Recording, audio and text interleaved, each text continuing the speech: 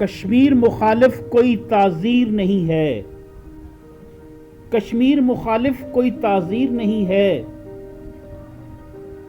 جبر و استبداد لائق تکثیر نہیں ہے،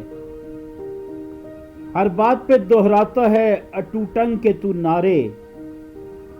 کشمیر تیرے باپ کی جاگیر نہیں ہے، اے وطن تو نے پکارا تو لہو کھول اٹھا، اے وطن تو نے پکارا تو لہو کھول اٹھا، تیرے بیٹے تیرے جانباز چلے آتے ہیں، تیری بنیاد میں ہے لاکھوں شہیدوں کا لہو، ہم تجھے گنج دو عالم سے گراں پاتے ہیں، ہم نے روندا ہے بیابانوں کو صحراؤں کو،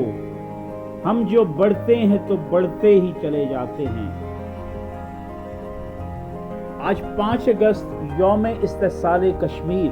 پاکستان میں مختلف مقامات پر مختلف تقاریب کے ساتھ منایا جا رہا ہے۔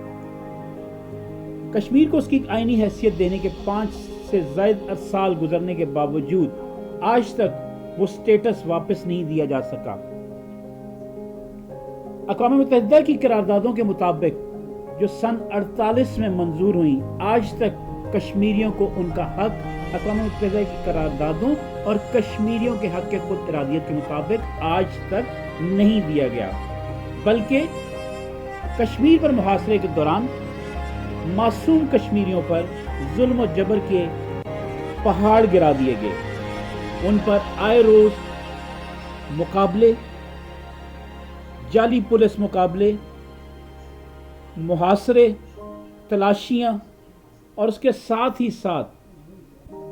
بے بنیاد الزامات اور من گھڑت الزامات کے ساتھ کشمیریوں کو مختلف ہیلے بہانوں کے ساتھ نہ صرف ان کو مینٹلی بلکہ جسمانی طور پر بھی ٹارچر کیا جاتا ہے۔ اسی حوالے سے راولپنڈی، اسلام آباد، مظفر آباد، کشمیر اور دیگر مقامات پر صبح 10 بجے 1 منٹ کی خاموشی اختیار کی گئی، جس میں اقوام متحدہ کے دوغلے رویے کی غمازی کرتی ہے۔ دہائیاں گزرنے کے باوجود آج تک کشمیر کو اس کے سٹیٹس نہیں دیا جا سکا، نہ کشمیریوں پر ظلم و جبر اور استبدال کے جو مختلف ہیلے بہانے اور آپریشنز کیے گئے ان پر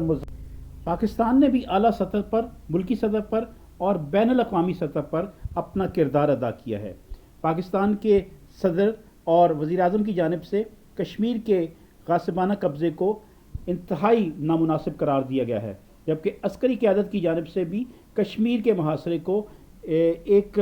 جبر اور استبداد کی ایک کڑی قرار دے دی۔ ضرورت اس امر کی ہے کہ اقوام متحدہ اپنا کردار ادا کرے اور کشمیریوں کو